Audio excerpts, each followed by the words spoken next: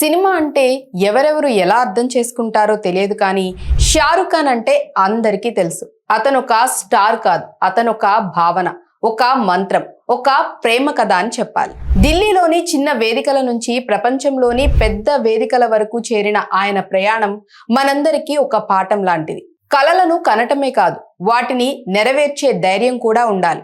షారుఖ్ ఖాన్ గారి కళ్ళల్లో ఉన్న ఆ స్పార్క్, ఆయన చేతులు చాచి ప్రేమగా చూసే ఆ పోజ్, ఇవన్నీ మన హృదయాల్లో శాశ్వతంగా నిలిచిపోతాయి.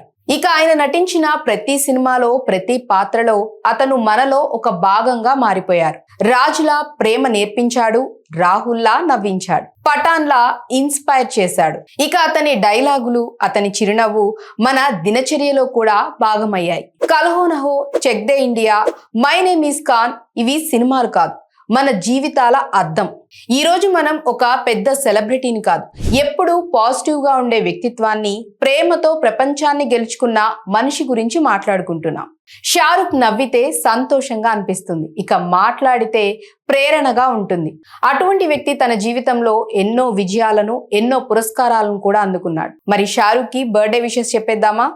హ్యాపీ బర్త్డే షారుఖ్ ఖాన్ గారు. మీరు ఇలాంటి బర్త్డేస్ మరెన్నో జరుపుకోవాలని మనస్ఫూర్తిగా కోరుకుంటున్నాం.